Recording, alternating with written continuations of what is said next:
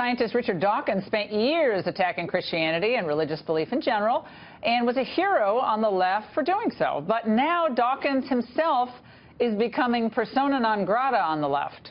Recently, a Berkeley, California radio station canceled a live event with Dawkins after the public complained about Dawkins' criticism of Islam. Richard Dawkins has a new book coming out tomorrow titled Science and the Soul, Selected Writings of a Passionate Rationalist. And he joins us now. Professor, how are you? Good to see you. I'm fine, thank you.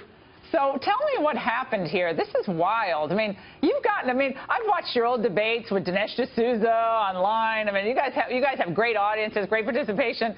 But you've been doing this atheist deal globally for years and years and years, and you have a huge following.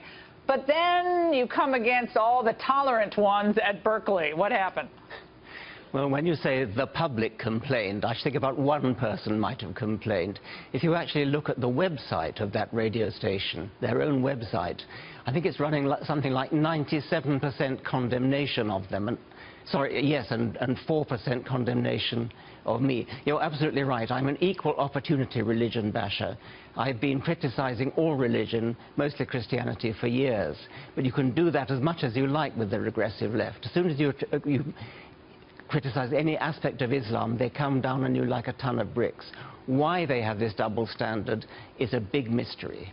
Now, why do you think that is, given the fact that today we see the most horrific violence being committed against all religious minorities, all minorities, period, obviously gay people, by ISIS and other ISIS acolytes, the Taliban. I've never understood that. The wrath of the left really is much more directed toward Christian conservatives, I guess. They think they're the bigger threats than people who are actually cutting people's heads off. That was a head-turner to keep in this metaphor. I don't know why this is. I mean, I don't think it's that they're frightened of getting their heads off if they let me on. I think more probably they mistakenly think that Islam is a race, and therefore they think that anybody who criticizes Islam must in some sense be racist. I mean, it's bizarre, but I believe that must be at least a sort of subconscious motive.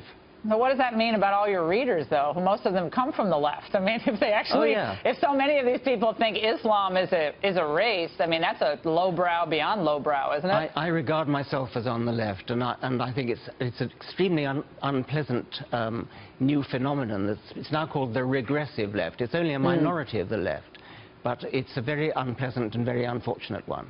What do you think about just free speech in general today? College campuses expanding the conversation. We saw what happened even at Middlebury College in Vermont, not far from where I went to school. Berkeley, obviously, with the riots. There seems to be very little place for real exchange, robust exchange of ideas. I mean, that's what college is supposed to be about, isn't it? Like Absolutely. Exchanging ideas. And a university is the place where exchange of ideas should take place, free speech should take place. It's tragic, especially that Berkeley, of all places, the home of the free speech movement in 1963, should now be suppressing free speech in this way. Hey, Richard, do you get upset when people say, "I'll pray for you"? Does that bug you? Oh, I take it as it's rather fun. I don't mind that at all. Have you ever prayed? Well, when I was a child, as St. Paul said, when I was a child, I spake as a child, I thought of a child, things. I understood as a child, but when I became a man... I got it. Okay, I put away childish things. I got it. Richard, we really appreciate it. And, of course, I'm going to pray for you. And it's great to have you on. And after